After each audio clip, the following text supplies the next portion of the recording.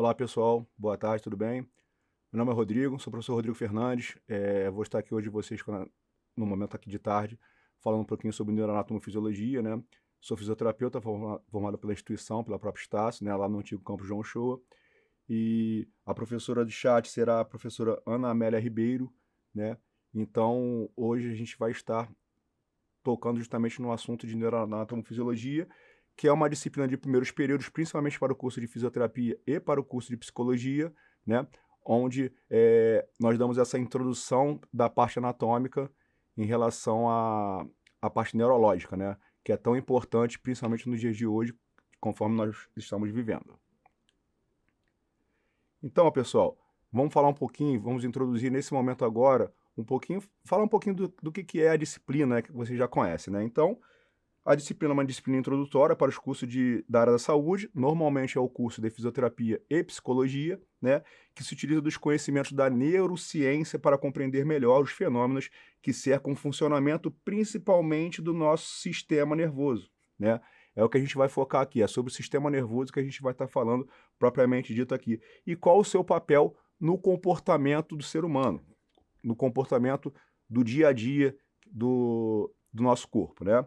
A disciplina vai proporcionar um embasamento para consolidar o conhecimento necessário para a formação profissional e tem como objetivo geral compreender a estrutura e funcionamento do sistema nervoso. Então, basicamente, nós estaremos conversando aqui sobre o sistema nervoso e de que forma que ele atua no nosso corpo.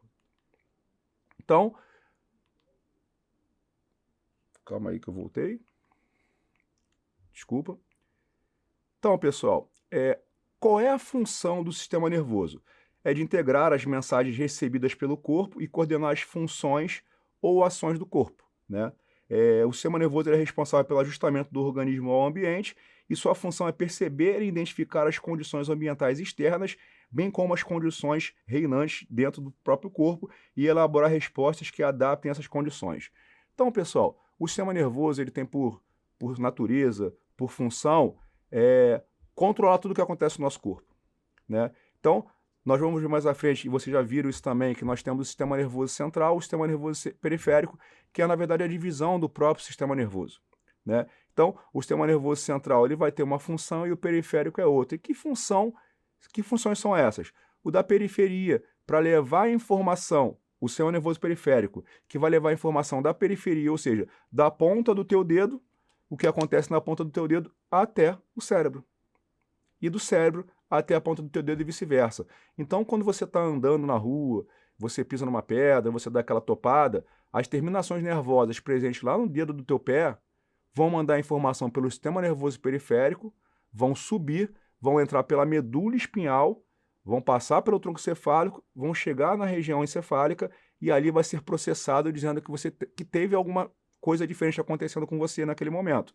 Então, a tendência é você o quê?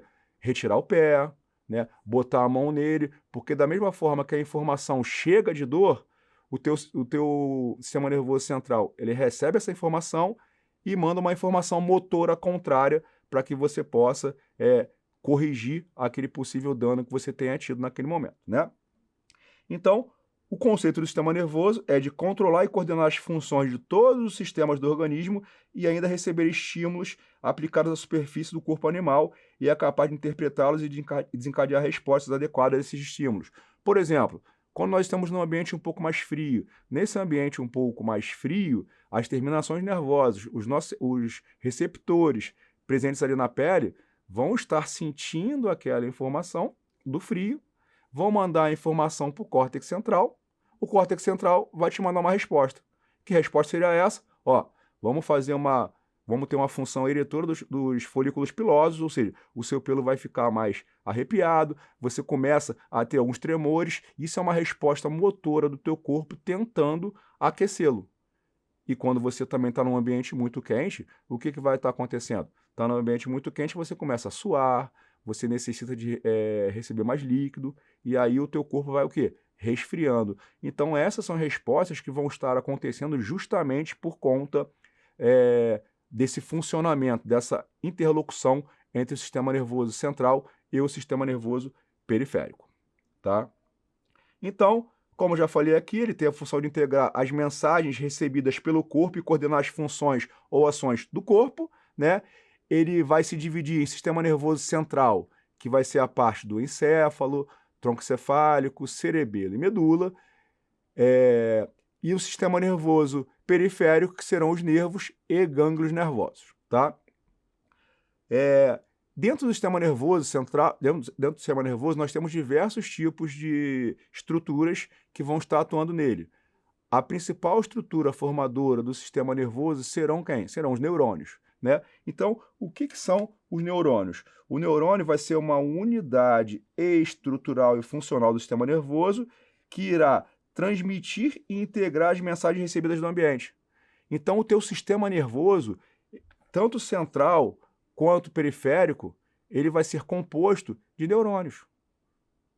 Quando vocês viram lá, por exemplo, na medula espinhal, o H medular, que é aquela estrutura um pouquinho mais escura, né? Ali, na verdade, é um agrupamento de corpos neuronais.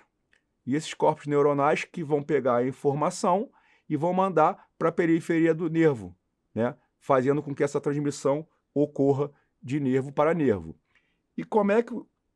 E aí, dentro dessas funções, né, do sistema nervoso de forma geral, né, nós temos a função de captar milhares de informações oriundas dos receptores espalhados por todo o corpo e sensações gerais. Essa é uma função sensorial. Então, quando nós falamos em função sensorial, né, vai ser a função que será capaz de captar todas as informações que estão no meio externo ou até mesmo no meio interno e mandar para o sistema nervoso central, codificá-las, entendê-las e dar a resposta necessária que o corpo está pedindo, né? Depois, o sistema nervoso, né, ele vai integrar, processando informações sensoriais, analisando e armazenando uma parte e tomando decisões para respostas apropriadas, né? Essa vai ser uma função integrativa. Você tem a sensação chegando, você tem o estímulo interno chegando e o teu corpo vai tentar fazer o quê? Ele vai tentar se integrar,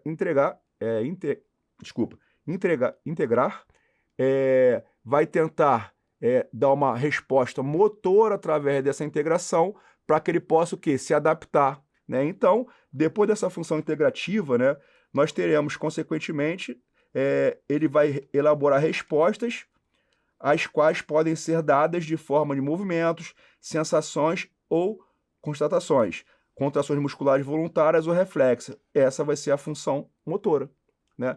Então, foi aquele exemplo que eu dei para vocês, né? Você está num ambiente mais frio, você está dentro da sua casa, está numa sala de aula, você entra num carro, você entra no shopping, seja onde for.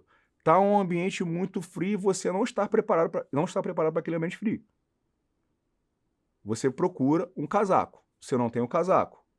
Então, o que seu corpo vai fazer? Eu estou sentindo que está mais frio aqui. Então, essa informação vai sair pelas terminações nervosas, vai subir por todos os nervos periféricos, vai chegar no sistema nervoso central através da medula e vai subir, né? Essa vai ser a função sensorial. Ele vai começar a codificar e tomar uma decisão do que ele vai fazer. Função integrativa. E aí ele vai partir justamente para a função motora. O tremor que a gente sente quando a gente está com frio, nada mais nada menos é do que uma maneira que o nosso corpo tem de regular a temperatura. Então esse tremor que a gente fica tremendo quando a gente está com frio é justamente por conta dessas funções que o sistema nervoso tem. Nesse caso, esse tremor vai ser por conta de uma função motora, né? Da mesma forma que quando você está andando na rua e você vê algum objeto pontiagudo e você vai botar o pé em cima e você tira o pé para você não se machucar, é o teu sistema nervoso trabalhando. Você vai ter um estímulo, nesse caso um estímulo visual, que vai te mostrar, que vai chegar ao sistema nervoso central, né, lá na região encefálica, vai ser processado e ele vai te dar uma resposta motora, mandando ou você aumentar o seu passo, ou você reduzir o seu passo, ou desviar daquele objeto para que você não se machuque. Então, vai ser muitas vezes dessa forma que o teu sistema nervoso vai estar se comportando, tá?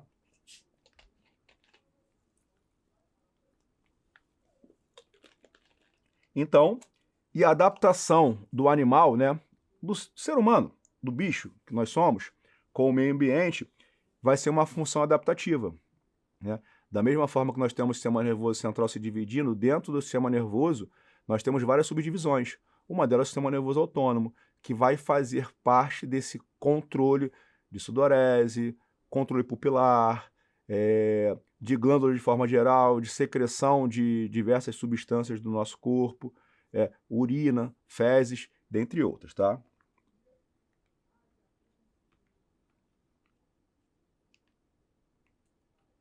Então, galera, o neurônio vai ser uma unidade funcional básica do sistema nervoso, que são células especializadas em responder a estímulos físicos e químicos, conduzir impulsos e liberar mediadores químicos específicos. Então, o neurônio vai ser a estrutura, vai ser uma unidade funcional do nosso sistema nervoso central que tem células especializadas para poder responder a qualquer tipo de estímulo que nós temos no nosso corpo, seja um estímulo físico do meio externo ou um estímulo químico do nosso meio interno, tá? E de que forma que essa condução vai acontecer por esses neurônios? Através das sinapses, né?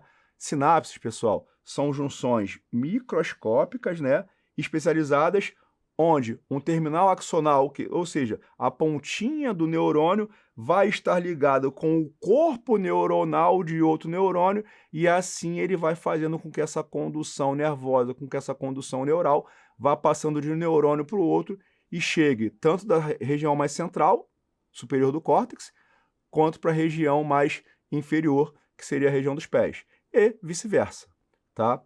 Da mesma forma que nós temos essa condução nervosa acontecendo através dessas sinapses, né, que ocorre no nosso corpo, que é a transmissão de informação de um neurônio para o outro, né, nós temos a bainha de mielina. A bainha de mielina vai ser como se fosse um isolante dessa estrutura neural, desses axônios, desses neurônios, né? Ela vai ser uma barrinha rica em lipídios e proteínas, né? Revestindo muitos axônios. Então, muitos axônios serão agrupados ali e serão revestidos por uma bainha de mielina, como se fosse uma espécie de fita isolante, né? Tanto no sistema nervoso central como no periférico. É um isolante elétrico que permite uma condução mais rápida e mais enérgica e eficiente desses impulsos. Então, quando você tem uma pessoa que tem, por exemplo, alguma condição clínica que ataca essa bainha de mielina, você vai ter uma dificuldade de passar essa transmissão nervosa, né? Essa transmissão elétrica, né? Essa informação elétrica que o nervo vai estar passando, né? Então, se eu tenho um indivíduo que tem, por exemplo, uma esclerose múltipla, a esclerose múltipla ela ataca essa proteína da bainha de mielina. Ela vai causando uma espécie de corrosão nessa bainha de mielina. A bainha de mielina vai perder esse isolante térmico, né? Então, vamos supor que nós tenhamos um axônio dessa forma, né? Aqui tem as terminações nervosas, né? E aqui a gente tem o corpo neuronal, aqui em cima, tá? Eu tenho a união desses terminais dentro do axônio aqui, pelos nodos de Ranvier. Então, esse impulso ele vai passar de um ponto ao outro do neurônio. Agora, se eu tenho uma pessoa que tem uma bainha de mielina com algum tipo de alteração, por exemplo, por causa de uma esclerose múltipla, esse axônio que deveria estar dessa forma, ele vai estar assim, ó. Ele vai estar completamente deteriorado. Se ele estiver deteriorado, ele não vai fazer com que esse impulso ocorra da forma que ele deveria ocorrer. O famoso trem de pulso, né? É como se fosse a informação passando de um vagão para o outro. Se essa informação não passa de forma correta de um vagão para o outro, você vai ter uma lentificação de informações advindas do meio externo e do meio interno. E aí você pode ter complicações. Então, se você tem um indivíduo que tem uma esclerose múltipla, por exemplo, vai ser aquela pessoa que ela pode ter um movimento lentificado, que ela vai ter uma dificuldade maior, às vezes, em fazer uma parte de coordenação motora, uma motricidade mais fina, vai ser aquele indivíduo que, por conta dessas questões também, ele pode ter diversos apagões quando ele estiver num momento de surto, né, da doença, ou seja, ter desmaios e daí por diante. Então, a bainha de mielina vai ser um ótimo condutor, ele vai auxiliar na condução elétrica desses neurônios, tá? Então, ao analisarmos o sistema nervoso central, é possível perceber duas porções de colorações distintas. Uma porção de coloração mais acinzentada e outra uma região mais esbranquiçada. A região mais acinzentada vai receber o nome de substância cinzenta e a mais esbranquiçada de substância branca, né? Então, imagine que você tem um neurônio, né? Você tem um neurônio aqui.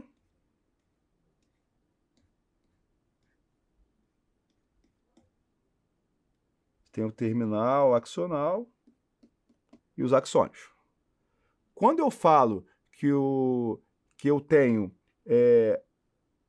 uma substância cinzenta, essa substância cinzenta da região do córtex cerebral, por exemplo, da medula, nada mais, nada menos do que a aglutinação, a aglomeração de estruturas de corpos axonais.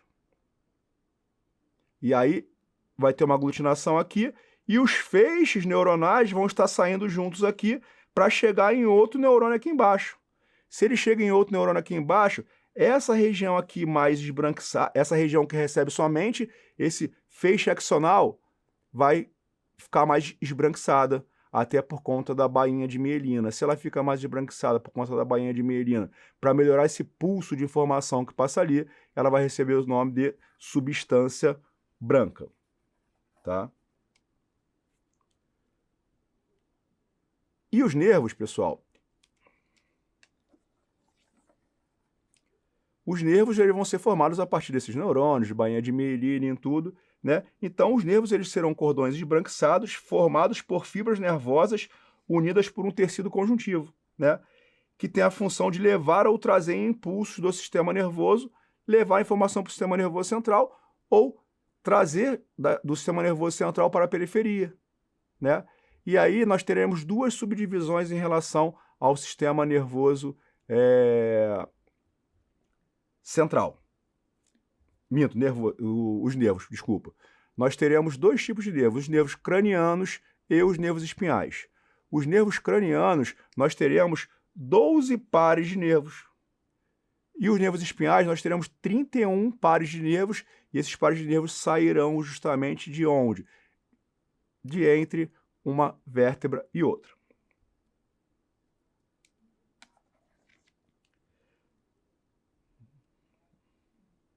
E as terminações nervosas, né, que são receptores encontrados na extremidade das fibras sensitivas.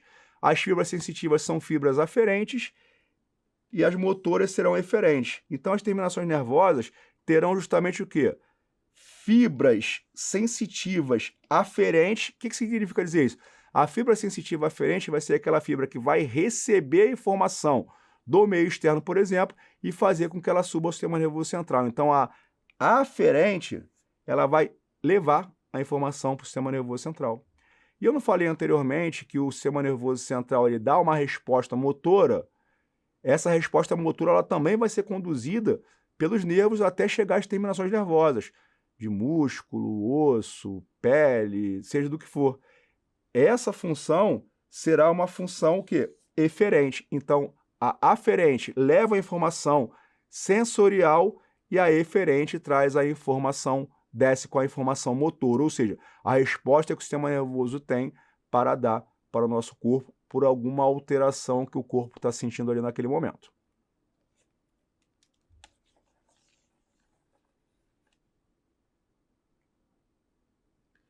Agora vamos falar mais um pouquinho especificamente do sistema nervoso central. Estou falando do sistema nervoso periférico, sistema nervoso central de forma geral, né? Então vamos falar agora do sistema nervoso central propriamente dito. Então, o sistema nervoso central, pessoal, ele vai ser dividido em duas partes, no encéfalo e na medula espinhal. Enquanto o sistema nervoso periférico, né, vai ser dividido em nervos, gânglios e terminações nervosas, né? Mas o sistema nervoso central, ele vai ser dividido dessa forma, porque eu estou falando aqui que o sistema nervoso, ele se divide em sistema nervoso central e sistema nervoso periférico. Mas cada um deles tem suas subdivisões. Então a gente vai falar um pouquinho agora dessas subdivisões do sistema nervoso central, né? Então o sistema nervoso central, como eu falei propriamente dito, ele vai se dividir em encéfalo, né? E vai ser dividido em medula espinhal. Só que o encéfalo ele vai ter algumas subdivisões, né? O encéfalo ele vai ser dividido em cérebro, cerebelo, que é o nosso córtex motor, né? O cerebelo ele é conhecido como se fosse o segundo cérebro, porque ele é um córtex motor, e o tronco cefálico. Sendo que o cérebro ele vai ser dividido em duas estruturas, o telencéfalo, que é a parte mais superior, e o diencéfalo. O cerebelo ele não vai ter nenhuma subdivisão, e o tronco cefálico ele vai ser dividido em três estruturas, mesencéfalo, ponte e bulbo, tá?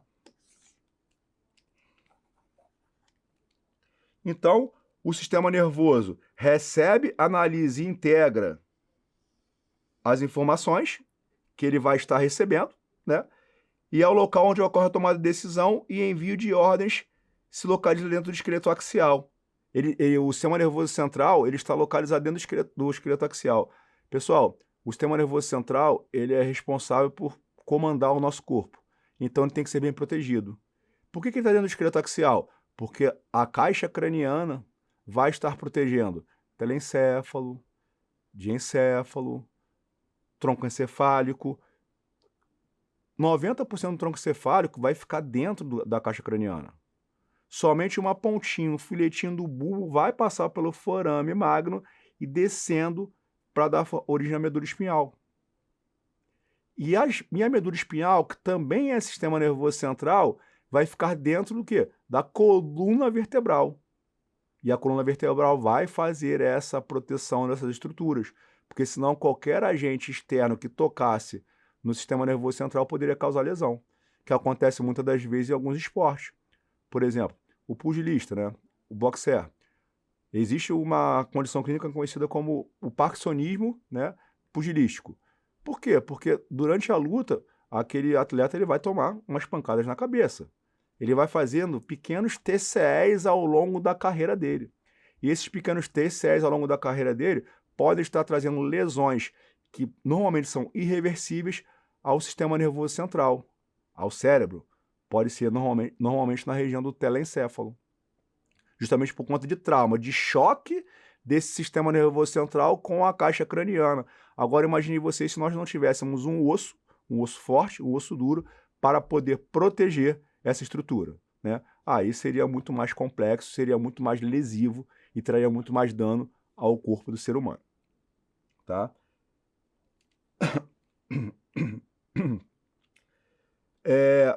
Falando do sistema nervoso central, né? Então nós temos o telencéfalo e o diencéfalo que formam o cérebro, né? Daquela subdivisão que a gente falou. O telencéfalo ele vai ocupar a maior parte da cavidade craniana, ou seja, cerca de 80% da cavidade craniana vai ser ocupada pelo telencéfalo. E o cérebro, que é a sede da inteligência do nosso corpo, nos proporciona a capacidade de ler, escrever, falar, compor, fazer cálculo, lembrar do passado, planejar o futuro e imaginar as coisas que nunca existiram antes, né? Então, galera, no telencéfalo, que muitas das vezes você tem questões de memória, memória à dor, memória ao exercício, memórias afetivas. É lá que é processado que tem aquela área de prazer no nosso corpo, né? Quando você vai comer alguma coisa que você está com muita vontade, um chocolate para te dar uma acalmada, tudo isso vai passar pela central do prazer dentro do cérebro. Mais precisamente lá na parte do telencéfalo, do diencéfalo, desculpa. E o telencéfalo ele vai ser bem responsável por emoções, né? Pelo humor. Então, uma lesão, por exemplo, numa região frontal de uma pessoa que é extremamente tranquila e bem pacata pode tornar aquele indivíduo agressivo. Aquele indivíduo que é agressivo por uma lesão naquela região pode tornar uma pessoa bem tranquila, por conta de uma lesão, por exemplo, no lobo frontal. Então, um indivíduo que tem Alzheimer, por exemplo, ou outras patologias demenciais, ou alguns traumas na região craniana, podem sofrer de condições motoras, ter perda de memória parcial ou total, momentânea ou a longo prazo. Tudo isso porque o cérebro que é responsável por todas essas questões que a gente está falando agora, tá? Então, no telencéfalo ocorrem processos psicológicos superiores como percepção, representação, raciocínio abstrato, né? Que vai ser uma condição que, dentro, por exemplo, da psicologia, se trabalha muito, que é a questão do abstrato, da subjetividade do corpo, né? Do ser humano, linguagem, tomada de decisão, planejamento e execução de ações, que vão ser o quê? Funções básicas que sustentam a vida, vão ser mediadas não só pela região cerebral, porque vai muita coisa sair dali também, mais precisamente do diencéfalo, mas também vai passar ali pelo tronco encefálico. Então reparem que o cérebro, que ele vai ser subdividido em telencéfalo e diencéfalo, né?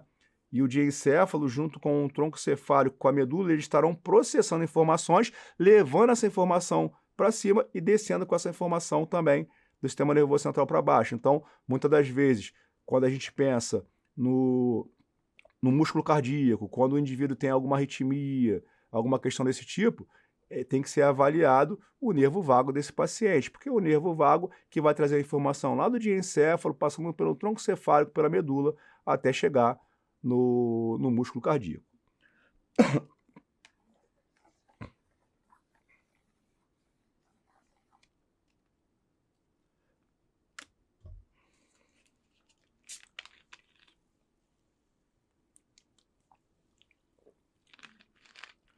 O diencéfalo ele vai ficar localizado entre o telencéfalo, a região mais superior do cérebro, e o tronco encefálico, o mesencéfalo do tronco cefálico, tá? E dentro do diencéfalo, lá no diencéfalo, nós temos estruturas como tálamo, hipotálamo, né? Glândula hipofisária, hipotálamo, glândula pineal e subtálamo, que serão estruturas que estarão muito presentes e funcionando, e tendo que funcionar da forma correta quando nós falarmos lá no sistema límbico, tá?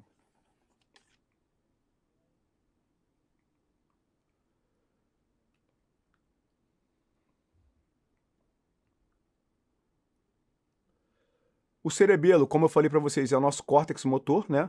Então, quando o cérebro ele codifica, ele decodifica, ele manda essa informação para o corpo, ela vai passar pelo cerebelo. Então, essa função motora que as células referentes mandam a informação, né, do cérebro, do sistema nervoso central para a periferia, né, vai passar pelo cerebelo.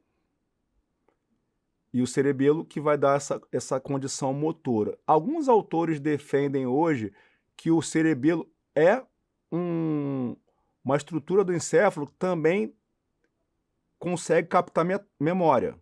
Ele consegue gerar memória, ele consegue guardar algumas memórias.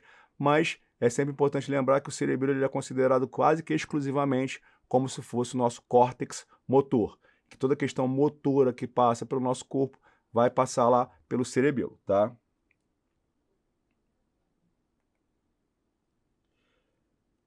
E aí o sistema nervoso periférico, pessoal. O sistema nervoso periférico, ele vai carregar essas informações. Ele vai carregar a informação da periferia para o centro e do centro para a periferia, né? Então, por exemplo, eu encontro fisioterapeuta. Como eu falei para vocês, eu sou fisioterapeuta. Então, eu encontro fisioterapeuta como, às vezes, um paciente meu, ele relata, por exemplo, uma dor no joelho. E aí tem muita gente que tem mania, a pessoa está com dor no joelho, eu vou tratar exclusivamente o joelho. Não. Porque ele pode estar sentindo dor no joelho, mas essa dor está vindo de outro canto. Como, por exemplo, da região lombar. Então, eu tenho que tratar, eu tenho que mexer na região, avaliar a região lombar, tratar ela, mexer nela, para poder ter uma melhora no joelho do meu paciente. Da mesma forma que se eu tenho uma pessoa que ela tem alguma lesão, por exemplo, no braço, no cotovelo, né, no ombro, na mão, eu posso pensar que esse indivíduo ele pode ter alguma alteração, alguma disfunção a nível cervical. Por que isso? Porque quando os nervos eles saem do sistema nervoso central, quando ele começa a virar sistema nervoso periférico, a inervação que vai da ponta do teu dedo, da tua mão, vai subindo pelo teu braço inteiro, vai entrar pela região cervical para chegar lá no córtex central. Ou seja, no cérebro.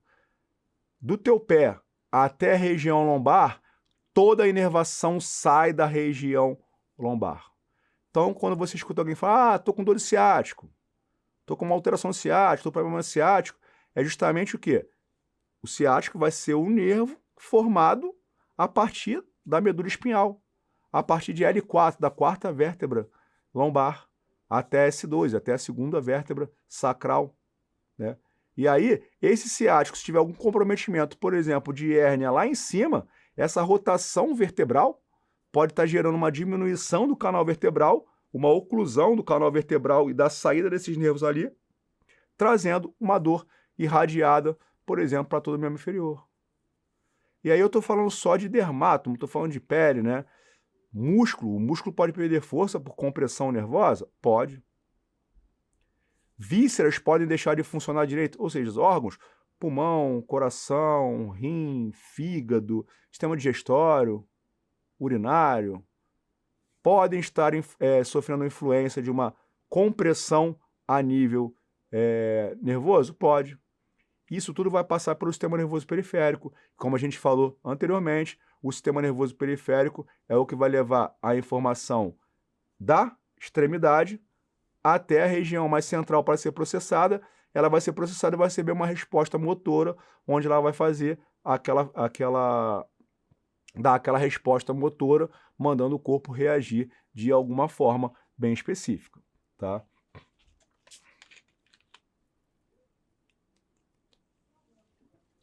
Então, o sistema nervoso periférico, ele vai carregar informações sensoriais para o sistema nervoso central e do sistema nervoso central para os órgãos efetores, né, músculos e glândulas. Desculpa, vai ser aquela função motora. Nós teremos, dentro do sistema nervoso periférico, nós teremos os nervos cranianos e teremos os nervos medulares. Como eu já falei para vocês anteriormente, nós temos 12 pares de nervos cranianos e 31 pares de nervos medulares. Os gânglios são dilatações constituídas através de corpos de neurônios, então os feixes neuronais começam a sair, a emergir da medula espinhal. Logo que ele sai da medula espinhal, aqueles cordãozinhos esbranquiçados, eles ficam como se fosse uma região um pouquinho mais grossinha ali, é como se fosse uma bolotinha logo em seguida ali da saída do nervo pela medula, na região medular. A partir do momento, aquilo ali é o gânglio, e ali, aquilo ali é o quê? É o acúmulo de axônios, acúmulo de corpos neuronais, tá? Que eles precisam estar ali para receber a informação e para mandar a informação correta por todo o nervo que vai transitar desde a saída da medula até qualquer extremidade corporal, tá?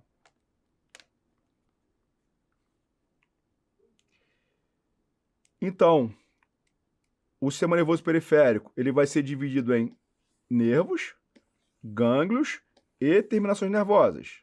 Os nervos em nervos cranianos e espinhais.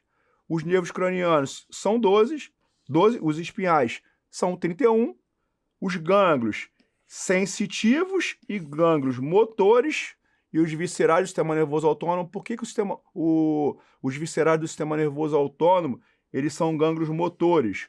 O teu coração está batendo nesse momento e você não está mandando informação nenhuma para o teu coração bater.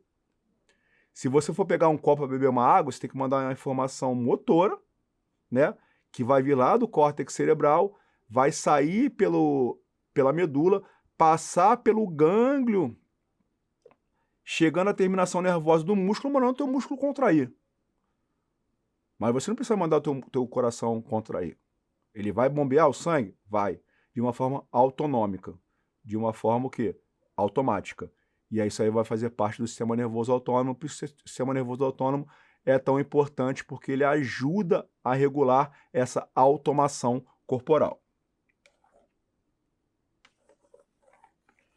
E as terminações nervosas, né, serão sensitivas aferentes, ou seja, vão pegar a informação lá do terminal e levar para o centro, que é o cérebro, e do cérebro para a periferia, de forma o quê? Motora eferente.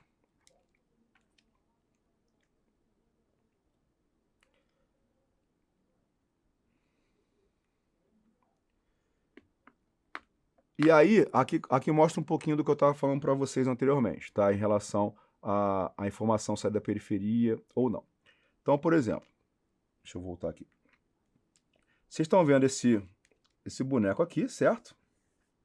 A gente sabe que nós temos 31 pares de nervos cranianos, sendo que nós temos 8 pares cervicais, 12 torácicos, 5 lombares, 5 sacrais e 1 coxígeno, certo? Se vocês repararem o seguinte, ó, eu vou fazer uma marcaçãozinha aqui em L3. Estou descendo aqui nesse ponto verdinho. Então,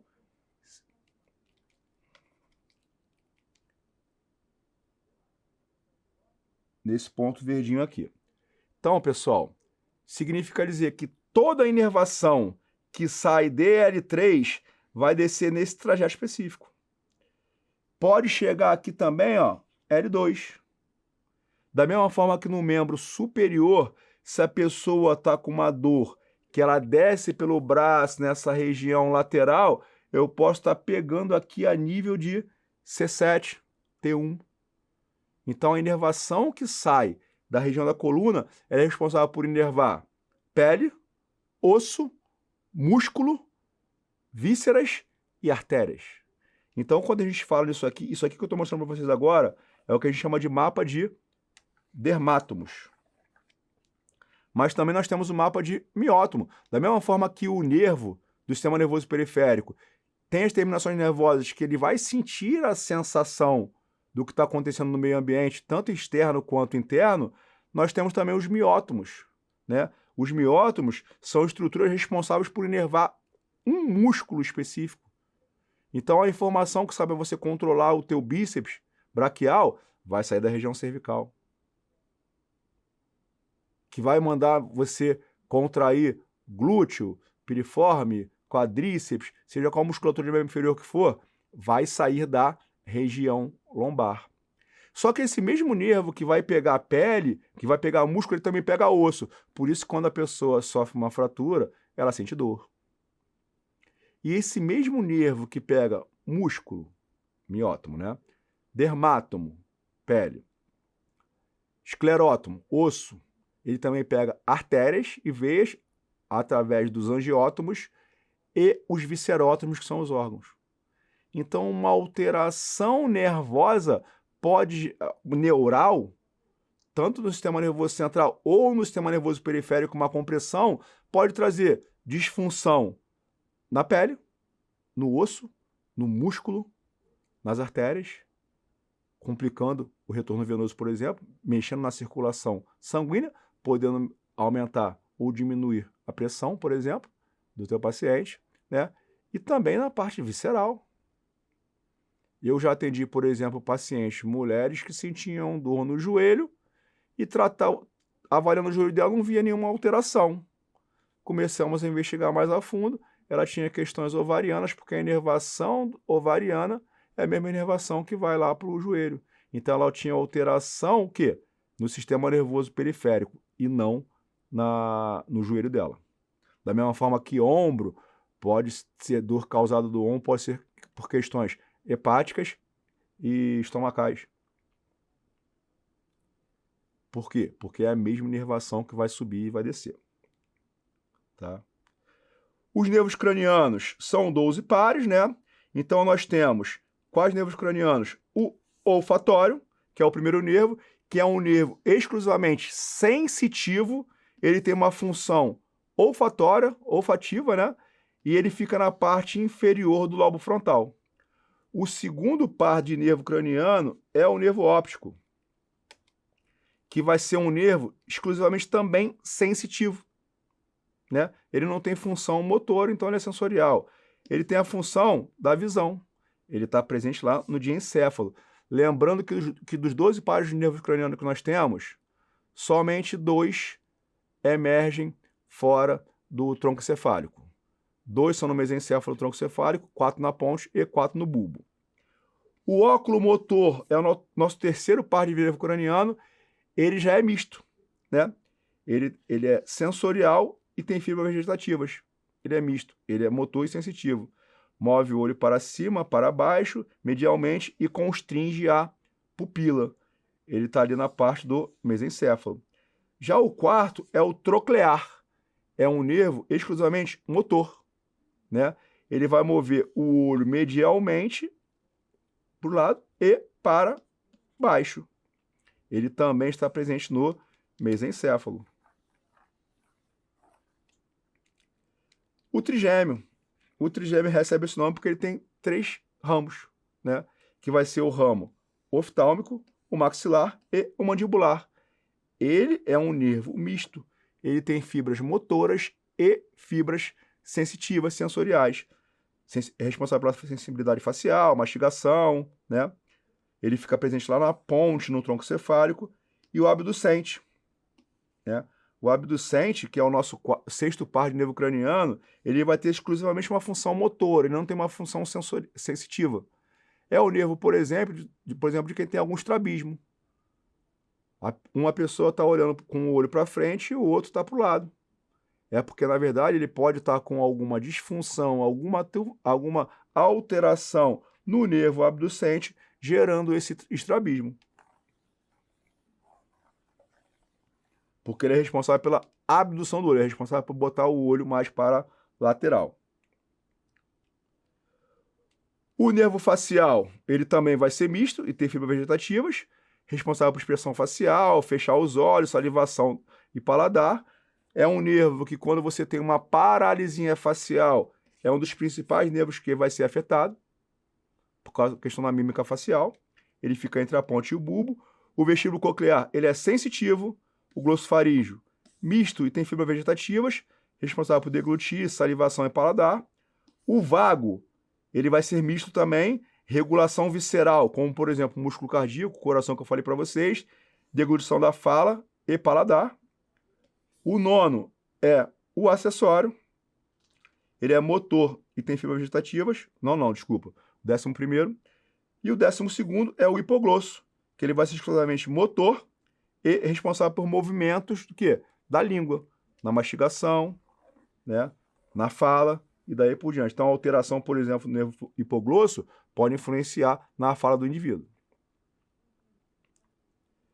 E aí agora falar um pouquinho sobre plasticidade neural, né? Galera, a plasticidade neural nada mais é que a capacidade de adaptação do sistema nervoso, especialmente dos neurônios, às mudanças nas condições do ambiente que ocorrem no dia a dia da vida dos indivíduos. Flexibilidade e maleabilidade dos neurônios e circuitos neurais para alterá-los estruturalmente e funcionalmente em resposta à experiência, em um conceito mais amplo que se estende desde a resposta às lesões traumáticas, destrutivas, até sutis da alteração resultante dos processos de aprendizado e memória.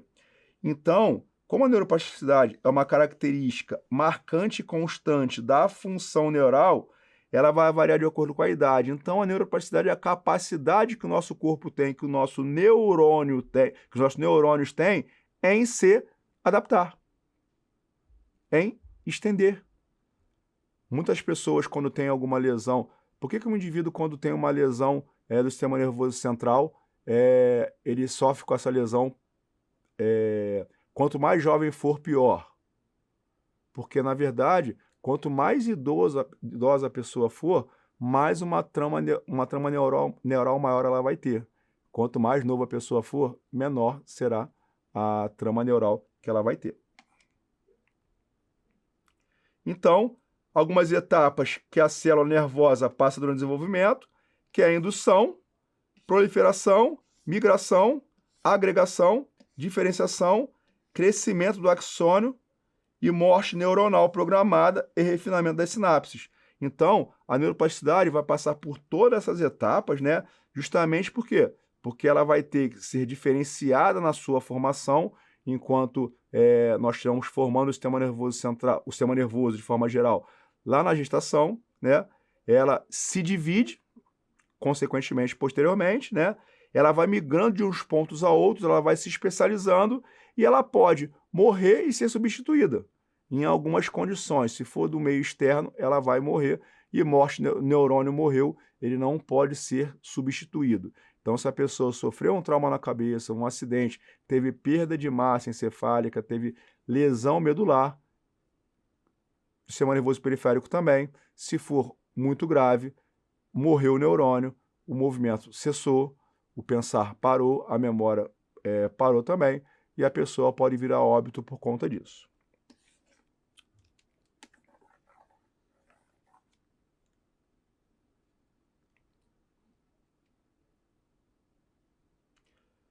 Então, alguns fatores que podem influenciar a neuroplasticidade, que pode influenciar a plasticidade neural, né?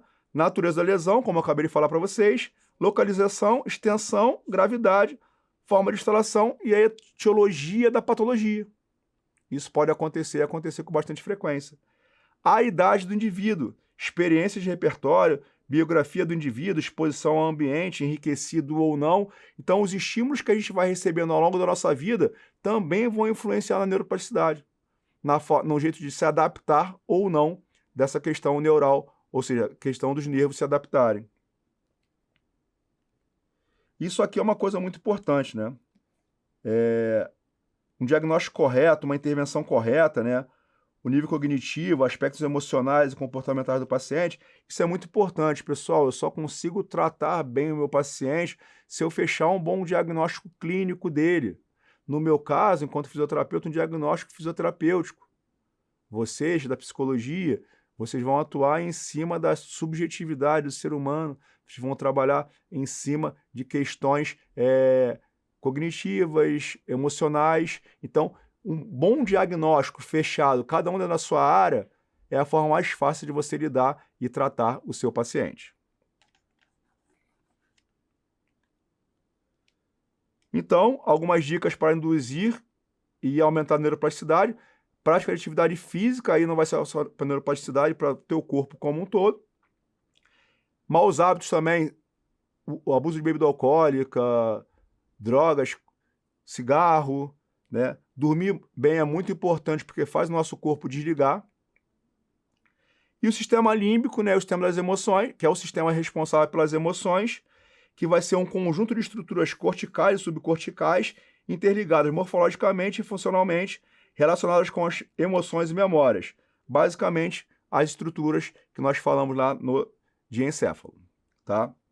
Então, o hipotálamo vai fazer uma regulação dos processos motivacionais e fenômenos emocionais, participa tanto no comportamento emocional quanto no comportamento subjetivo do prazer, que nem eu falei para vocês anteriormente.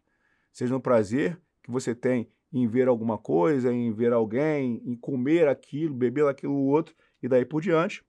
Já no tálamo, ele vai estar relacionado com a alteração de reatividade emocional em homens e animais, graças às suas conexões com a área pré-frontal, hipotálamo e sistema límbico, né? Então, o tálamo ele vai se correlacionar também com o hipotálamo e, de forma geral, com o sistema límbico, nessa questão da parte emocional.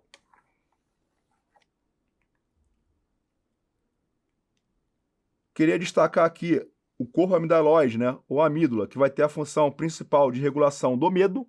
Então, o teu paciente que está com medo de alguma coisa, ele pode e deve estar com alteração no corpo amidalóide.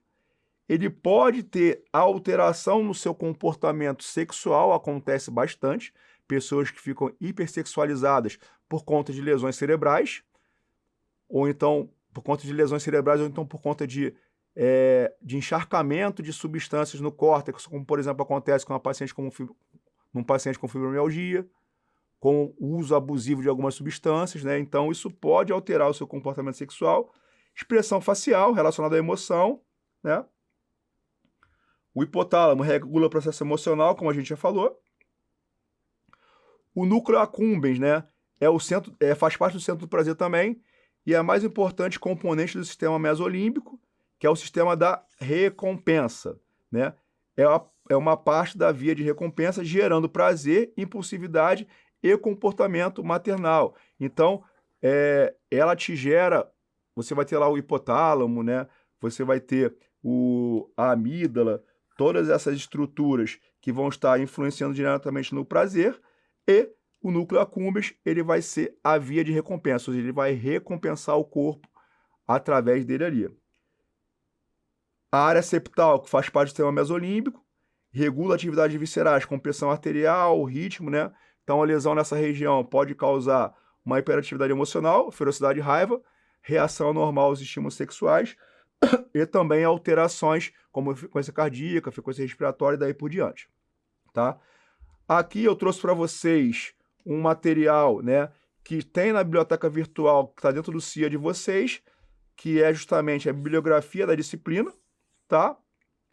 E aqui, galera, convidar vocês que estão aí para continuarem participando das palestras, né? Se eu não me engano, hoje está no dia da psicologia e no dia do direito, então continuem se preparando para as provas que virão aí. Até a próxima, galera. Um grande abraço aí a todos e fiquem com Deus.